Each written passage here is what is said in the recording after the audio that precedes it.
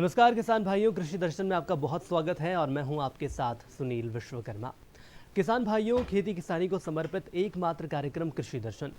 कृषि दर्शन में हम बात करते हैं कुछ ऐसी खास जानकारी की खेती किसानी से जुड़ी हुई जो आपको दी जाती है, जिसके माध्यम से आप अपने व्यवसाय को लाभ के व्यवसाय में तब्दील कर सकते हैं। और आज हम बात करने वाले हैं मक्के की खेती विषय पर। किसान भाइयों, सबसे पहले ये जान लीजिए कि मक्की की खेती के लिए मिट्टी की तैयारी करना बेहद ज़रूरी होती है और इसकी तैयारी हमें जून महीने में ही कर लेनी चाहिए। इस फसल के लिए गहरी जुताई करना भी बेहद ज़रूरी होता है। साथ ही साथ खेत की तैयारी के समय किसान भाइयों को कुछ बातों का ध्यान ज़रूर रखना चाहिए, जैसे कि जल निकासी की व्यवस्था बेहद ज़रूरी होती है। किसी भी परिस्थिति में खेत में जलभराव की स्थिति न बनने दें। इसके अलावा आज हम ये भी जानेंगे कि आखिर पैरो सिस्टम क्या होता है और ये समझेंगे कि पैरो सिस्टम किसान भाइयों के लिए किन परिस्थितियों में ज़्यादा बेहतर होता है, ज़्यादा फायदेमंद होता है। इसके अलावा किसान भाइयों, हमें ज़मीन के हिसाब से ही किस्म का चयन करना चाहिए।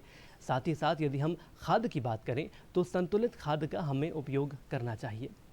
वैसे तो किसान भाइयों, मक्के की फसल में बीमारियां बेहद कम लगती हैं, लेकिन ज़्यादा यदि आप नत्रजन का इस्तेमाल कर रहे हैं तो फसलों में बीमारी पनपने लगती हैं। और आज तमाम जानकारी हमें देंगे डॉक्टर वी.के. पराड़कर। आप सह संचालक हैं, कृषि अनुसंधान केंद्र, जवाहरलाल विश्वविद्यालय जबलपुर में आप पदस्थ हैं। किसान भाई नमस्कार, मैं डॉक्टर विजय पराड़कर, अंचल कृषि अनुसंधान केंद्र छिंदवाड़ा, जो कि जवाहरलाल नेहरू कृषि विश्वविद्यालय के अंतर्गत कार्य करता है, आपसे मुखातिब हो रहा हूँ। अब मैं आपको, क्योंकि छिंदवाड़ा ज़िले से हम बात कर रहे हैं और छिंदवाड़ा ज़िला या छिंदवाड़ा सिटी कॉर्न सिटी के नाम से जानी जाती है, इसका कुछ विस्तार से मैं अनुसंधान के माध्यम से आपको बताना चाहूँगा। क्योंकि ये जो आंचलिक कृषि अनुसंधान केंद्र है, यहाँ पर सबसे पहले जो अनुसंधान की शुरुआत हुई है वो है मक्का अनुसंधान परियोजना से। 1960 में जब मक्का अनुसंधान परियोजना शुरू हुई, मक्का पे अनुसंधान शुरू हुए, जो कि राष्ट्रीय स्तर पे एक क्रीप सेंटर हमारा छिंदवाड़ा में है, जो लगातार कार्य कर रहा है मक्का अनुसंधान पर।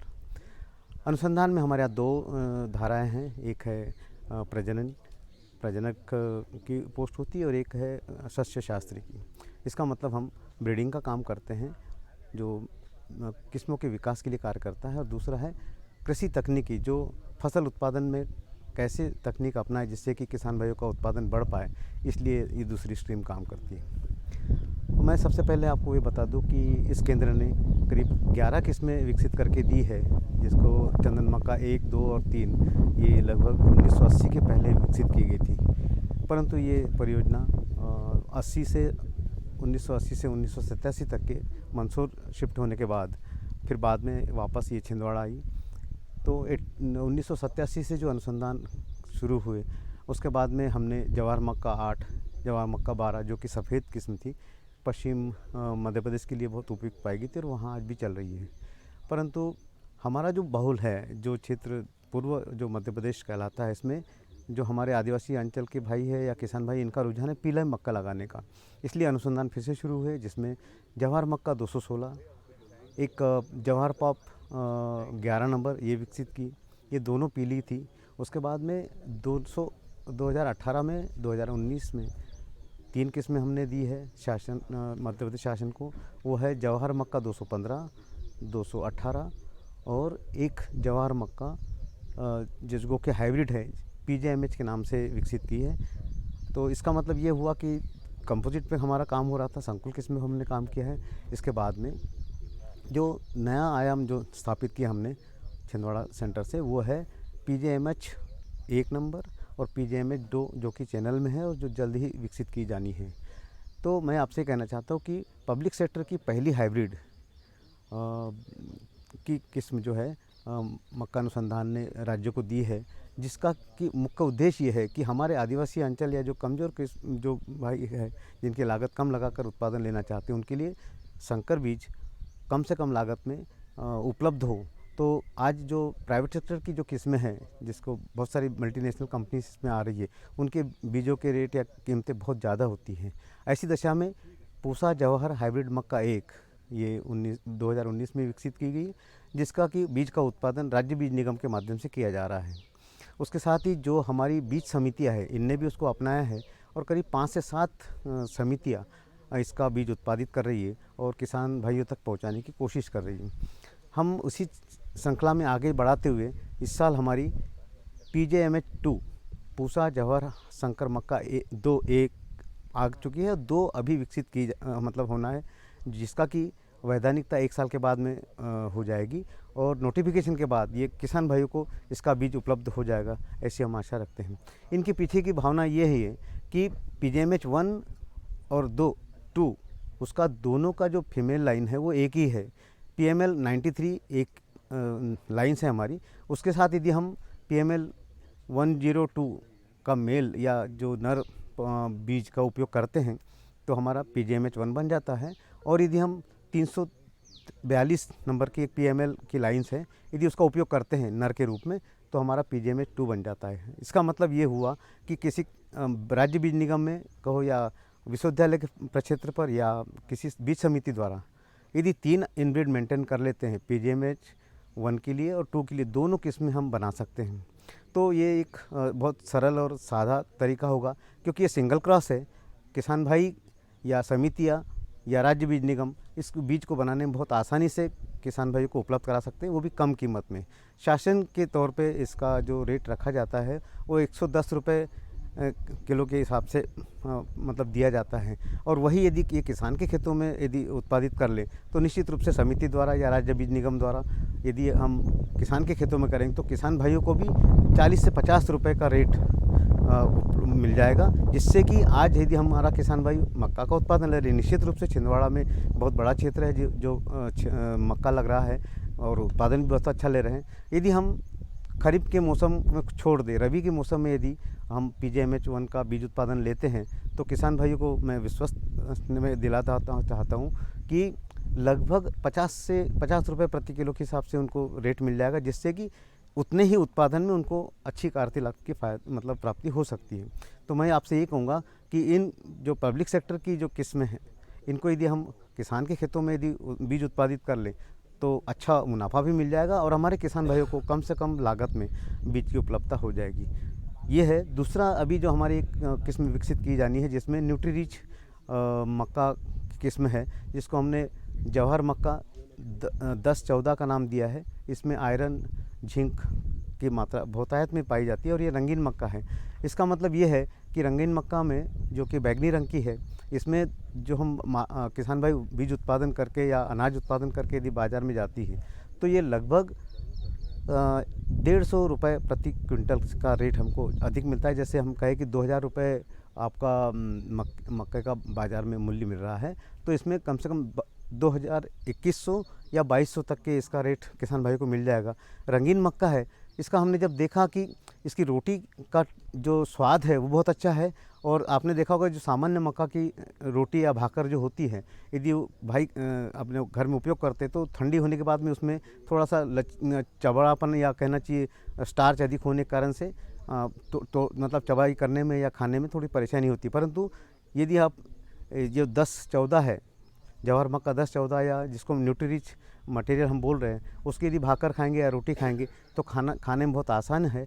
और क्योंकि गुणवत्ता वाला है तो किसान भाइयों को, अभी आपने सुना भी होगा कि काला गेहूँ सुना है, काला चावल सुना है, तो ये मान के चलिए कि उसी प्रकार से काला मक्का है आपको उपलब्ध हो जाएगा और कम से कम लागत में इसका अच्छा गुणवत्ता वाला मतलब उत्पादन आप अपने लिए कर पाएंगे। मैं ये चाहूँगा कि ये कोई अधिक मतलब गुणवत्ता होने के बाद में भी इसकी उत्पादकता में कोई कमी नहीं है, इसलिए कि कम से कम 60 से 66 क्विंटल पर हेक्टेयर इसकी उत्पादन की रेंज है। तो आप ये मान के चलिएगा कि 22 से 25 क्विंटल आपको निश्चित रूप से 1 एकड़ में इसका उत्पादन हो जाएगा और आप इसको विश्वसनीयता से उगा सकते हैं। और क्योंकि संकुल किस्म होने के कारण से इसको आपको बार बार बीज बदलने की ज़रूरत नहीं। एक बार आपने बीज अपना घर में बना लिया है तो आप इसको लगभग 5 साल तक के इसको चला सकते हैं और इसका सफलतम उत्पादन आप ले सकते हैं।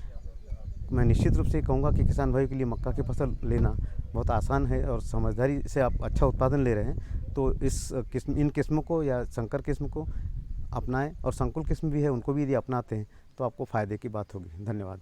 किसान भाइयों, यहाँ पर एक छोटे से ब्रेक का वक्त हो चला है। ब्रेक के बाद जल्द लौटेंगे।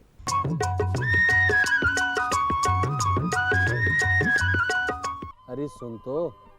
मुझे क्या सुनाना चाहते हो? जो सुनाओ मेरी सौतन को। किसको? अरे वही तुम्हारा मोबाइल फोन जिससे सुबह शाम दिन रात चिपके रहते थे और कहते थे किसान कॉल सेंटर से बातें हो रही हैं। अच्छा ये बात है। हाँ, क्यों, क्या हुआ, अब बात नहीं होती क्या? अब तो झट से बात हो जाती है। संबंधी समस्याओं का अपनी भाषा में तुरंत हल पाने के लिए पूरे भारत में किसी भी फोन से हेल्पलाइन नंबर पर संपर्क करें। किसानों का दोस्त किसान कॉल सेंटर।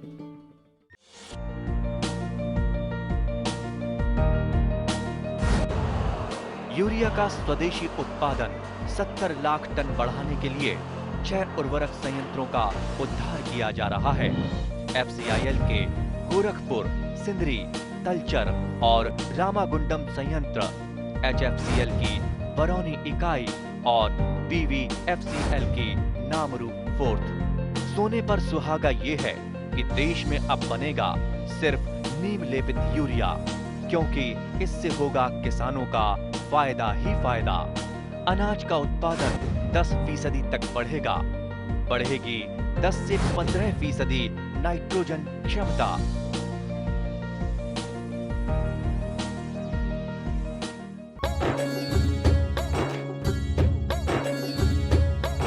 तो ब्रेक के बाद एक बार फिर आपका स्वागत है और अब हम बात करेंगे जैव उर्वरकों के उपयोग की। किसान भाइयों, आमतौर पर देखा गया है कि आखिर जैव उर्वरक का सही उपयोग क्या है और कैसे करना चाहिए, इस विषय में सही जानकारी लोगों के पास नहीं रहती है। देखिए, सबसे पहले तो ये जान लीजिए कि जैव उर्वरक जीवाणु बीमारी फैलाने वाले रोगाणुओं का दमन करते हैं, जिसके चलते फसलों का बीमारियों से बचाव होता है। किसान भाइयों, जैव उर्वरक का प्रयोग करने से जड़ों, तनों का अधिक विकास होता है। जैव उर्वरक दरअसल एक प्रकार का जीव होता है जो कि मृदा की पोषण गुणवत्ता को बढ़ाने का काम करते हैं। जैव उर्वरक बनाने की नई तकनीक भी सामने आ रही है, जैसे कि यदि हम वर्तमान दौर की बात करें तो प्रोम एक तकनीक है जो कि जैविक खाद बनाने की एक बेहद कारगर तकनीक है।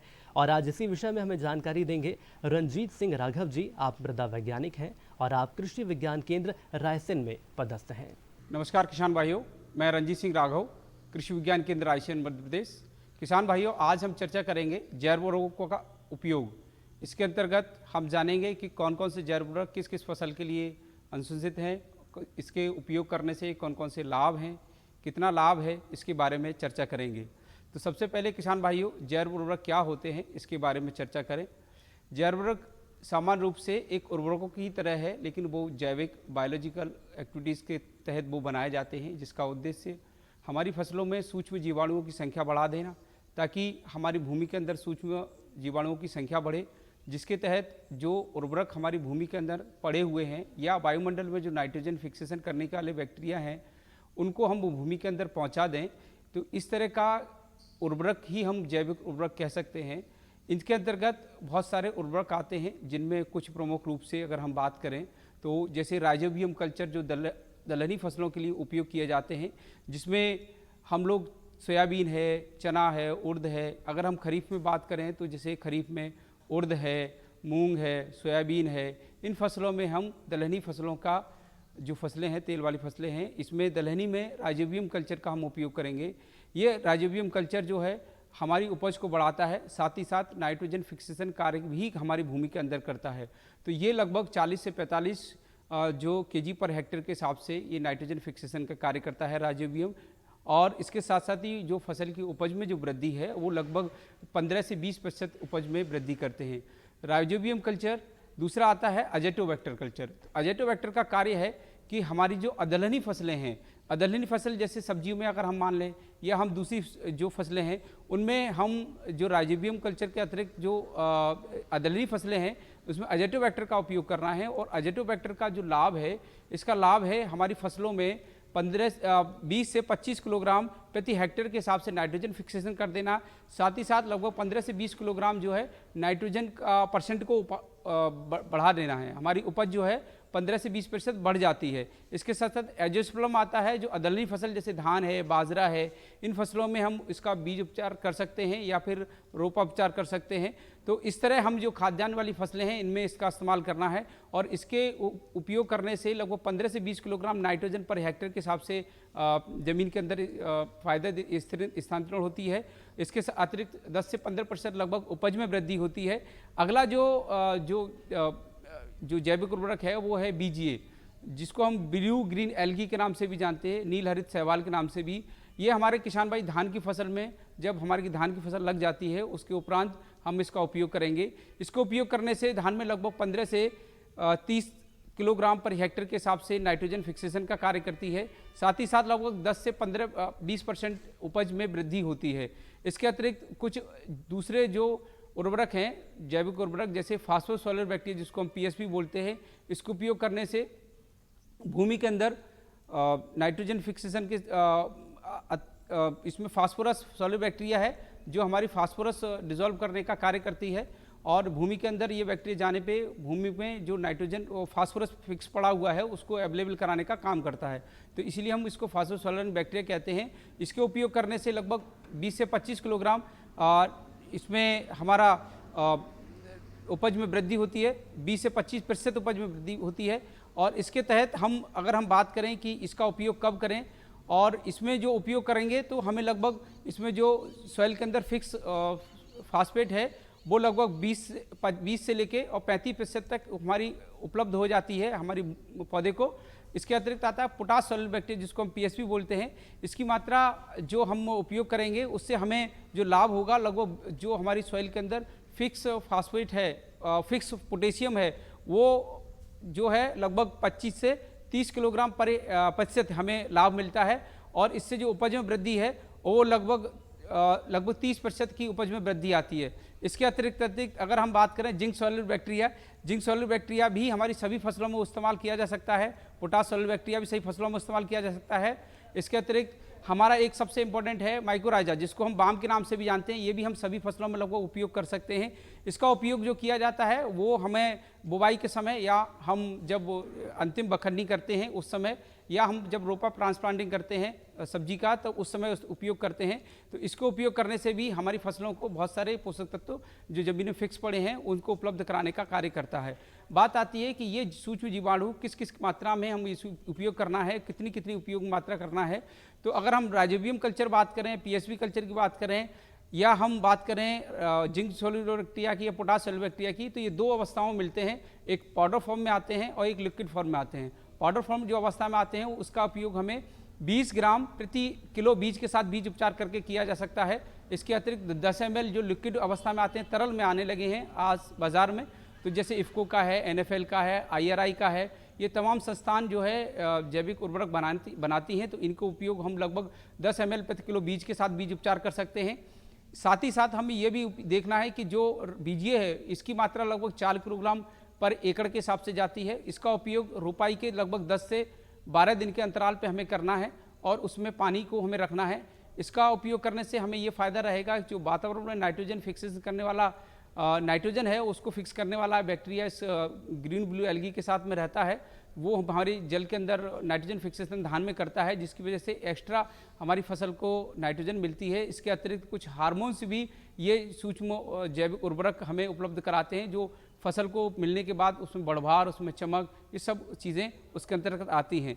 इसी तरह जो दूसरे तरल हैं जैसे phosphorus soluble bacteria, potash soluble bacteria या जिंक सॉल्युबल बैक्टीरिया, इनका हम 2-3 तरीके से उपयोग कर सकते हैं। पहला उपयोग है कि हमें भूमि उपचार कर सकते हैं, हम साथ में हम रोपा उपचार कर सकते हैं, पौध उपचार कर सकते हैं, और तीसरा है बीज उपचार। तो बीज उपचार में जो मात्रा है ये लगभग जो पाउडर फॉर्म में है उसकी अवस्था 20 ग्राम प्रति किलो बीज के साथ उपचार कर सकते हैं, और जो तरल है तरल में लगभग 10 ml प्रति किलो बीज के साथ उपयोग कर सकते हैं। इसके अतिरिक्त अगर हमें भूमि में इसको भेजना है तो जैसे हम बाम की बात करें या हम बात करें बीजीए की बात करें, तो इसको आप रेत में मिला के भूमि में उपयोग कर सकते हैं, या आप गोबर की खाद के साथ में इसका उपयोग कर सकते हैं।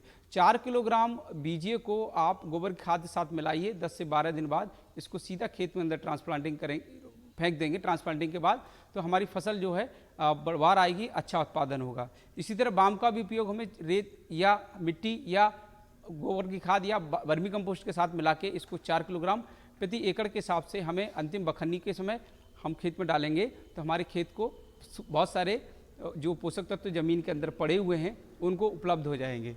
भारत सरकार की ये मंशा है कि, और ये उद्देश्य भी है, और तमाम शोधों से ये पता लगा है कि जो रासायनिक उर्वरक हैं उसके अतिरिक्त हमें जैविक विकल्प पे जाना है, उसके बहुत सारे फायदे हैं। रासायनिक उर्वरकों की खपत को कम करना है, किसानों की जो लागत है उसको कम करना है। इसी उद्देश्य के लिए किसानों से बार बार कृषि विज्ञान केंद्र के माध्यम से, भारत सरकार के माध्यम से, राज्य सरकार के माध्यम से अनुरोध किया जाता है, विश्वविद्यालय के माध्यम से अनुरोध किया जाता है कि किसान भाई जो रासायनिक उर्वरक हैं उसके अतिरिक्त हमें कुछ मात्रा में जैविक उर्वरकों को प्रयोग करना है, ताकि हमारी फसल में जो लागत है उसको कम से कम किया जा सके और अधिक से अधिक किसान मुनाफा ले सकें। इसके बहुत सारे अच्छे परिणाम मिले हैं। इसकी वजह से भूमि के अंदर सूक्ष्म जीवाणुओं की संख्या बढ़ी है, भूमि के अंदर जो पड़ी हुई फास्फोरस है, पड़ी हुई जो पोटेशियम है, जो भूमि के अंदर स्थिर हमारे दूसरे पोषक तत्व हैं, उनको उपलब्ध कराने का काम बहुत आसानी से ये जैविक उर्वरक करते हैं। तो किसान भाइयों को बाज़ार में ये तरल मात्रा में और पाउडर अवस्था दोनों अवस्थाओं में है, तो किसान भाइयों से अनुरोध है कि ये जैविक उर्वरक आप अपनी खेतों में इस्तेमाल करें और अधिक से अधिक लाभ पाएँ और अपनी लागत को कम करें, और साथ ही साथ भूमि, जल, जीव और जंगल को बचाएं। इसी के तहत आप लोग इस मुहिम के तहत जैविक उर्वरकों का प्रयोग करें, ताकि अधिक से अधिक लाभ मिले और हमारे देश की अर्थव्यवस्था में किसानों को जो महत्वपूर्ण योगदान है उसमें जो बहुत सारा पैसा हमारा विदेश में उर्वरकों को खरीदने में जाता है, तो उसमें भी कहीं हद तक हम लोग अगर सब मिलकर एक प्रयास करें तो निश्चित ही ये जैविक उर्वरकों का उपयोग करने से सिद्ध साबित होगा। धन्यवाद। तो किसान भाइयों, उम्मीद करते हैं कि जैव उर्वरक के उपयोग की तमाम जानकारियां जो आपको दी गई हैं वो आपको बेहतर समझ आई होंगी और खेती किसानी में आप इसका ज़रूर उपयोग करेंगे। तो आज के लिए कृषि दर्शन कार्यक्रम में इतना ही। मुझे इजाज़त दीजिए और चलते चलते देख लेते हैं खबरें खेती की।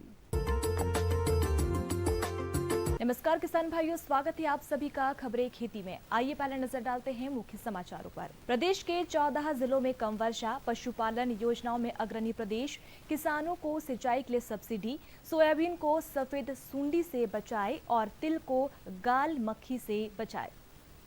और अब खबरें विस्तार से। मानसून आगमन का 2 महीना बीत जाने के बाद भी प्रदेश के 14 जिलों में बारिश की कमी है।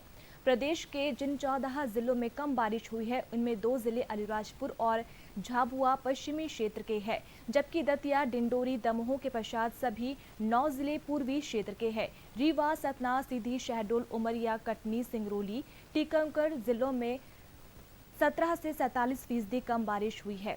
प्रदेश के पश्चिमी हिस्से के अधिकतर जिलों में सामान्य अथवा अधिक बारिश हुई है। भोपाल एवं बुरहानपुर ऐसे अकेले 2 जिले हैं जहां 63 एवं 67% ज्यादा पानी गिरा है। 23 जिलों में अब तक सामान्य वर्षा दर्ज की गई है। सामान्य से अधिक वर्षा वाले जिलों की संख्या 16 है। पशुपालन एवं डेयरी मंत्री प्रेम सिंह पटेल ने कहा कि मध्य प्रदेश किसान क्रेडिट कार्ड, टैगिंग, टीकाकरण, अधोसंरचना विकास आदि कार्यों में देश में सबसे आगे चल रहा है। इन सफलताओं का ही परिणाम है कि आज प्रदेश को किसान क्रेडिट कार्ड में 15,000 कार्ड प्रति माह का नया लक्ष्य मिला है। उन्होंने विश्वास व्यक्त किया है कि ये लक्ष्य भी विभाग इसी गति से 100% हासिल कर लेगा। श्री पटेल ने ये बात संचालनालय पशुपालन एवं डेयरी में लिफ्ट सुविधा का लोकार्पण करते हुए कही। उन्होंने कहा कि आज प्रदेश देश में पशुपालन एवं डेयरी क्षेत्र में अग्रणी स्थान पर है। राज्य शासन द्वारा प्रदेश के मालवा एवं निवाड़ क्षेत्र के 13,25,000 किसानों के खातों में सिंचाई के लिए जुलाई माह की सब्सिडी राशि 385 करोड़ 98 लाख रुपए जमा की गई है। ऊर्जा मंत्री प्रद्युम्न सिंह तोमर ने कहा है कि किसानों को योजना की अनुदान राशि और जानकारी पारदर्शिता के साथ समय पर उपलब्ध कराने के लिए डीबीटी कारगर साबित हो रही है। डिजिटलाइजेशन की दिशा में ये बहुत अच्छा कदम है। वर्तमान में सोयाबीन फसल में कुछ स्थानों पर सफेद सूंडी का प्रकोप दिखाई दे रहा है, जिसके नियंत्रण के लिए प्रकाश प्रपंच लगाकर सफेद सूंडी के नर वयस्कों को आकर्षित कर नष्ट करे। क्लोरोपाइरीफास 20 EC दवा को 2.5 मिलीलीटर 1 लीटर पानी में घोलकर जड़ों के पास ट्रैचिंग करें। इसके अलावा 7.5 किलोग्राम कार्बोफ्यूरान 3G दानेदार दवा और क्लोरोपाइरीफास 2.5% दानेदार 16 किलोग्राम मात्रा प्रति हेक्टेयर की दर से सोयाबीन की कतारों के बीच डालकर मिट्टी में अच्छी तरह से मिला दे। ऐसे किसान जिन्होंने देरी से पकने वाली सोयाबीन की प्रजाति लगाई है और फूल लगने की अवस्था में है, उनमें इल्लियों द्वारा फूलों के खाने से अफलन की स्थिति से बचाने हेतु सलाह है कि इंडोप्रास्कार 15.8 EC 333 मिलीलीटर प्रति हेक्टेयर या क्लोर एंट्रानिप्रोल 18.5 EC 150 मिलीलीटर प्रति हेक्टेयर का छिड़काव करें। गाल मक्खी कीट का प्रकोप तिल की फसल में फूल आने के साथ वर्षा होने पर अधिक होता है। मैंगट इल्ली फूल और फली के अंदर रहकर नुकसान पहुंचाती है। इसकी रोकथाम के लिए डायमेथोमेट 3 मिलीलीटर या मोनोक्रोटोफॉस 3 मिलीलीटर या इमिडाक्लोरप्रीड 3 मिलीलीटर का प्रति 10 लीटर पानी में घोलकर या नीम का तेल 10 मिलीलीटर प्रति लीटर पानी में घोलकर इसका छिड़काव करें। तो किसान भाइयों, आज की खबरें खेती में इतना ही। दीजिए अनुमति। नमस्कार। तो कृषि दर्शन कार्यक्रम में इतना ही, मुझे इजाज़त दीजिए। आज हमने तमाम जानकारी ली है जैव उर्वरक से जुड़ी हुई और इसके अलावा मक्के की खेती से जुड़ी हुई। उम्मीद यही करेंगे कि ये जानकारी आप तक पहुंचे और इनका आप अपने खेती किसानी के क्षेत्र में उपयोग कर सकते हैं।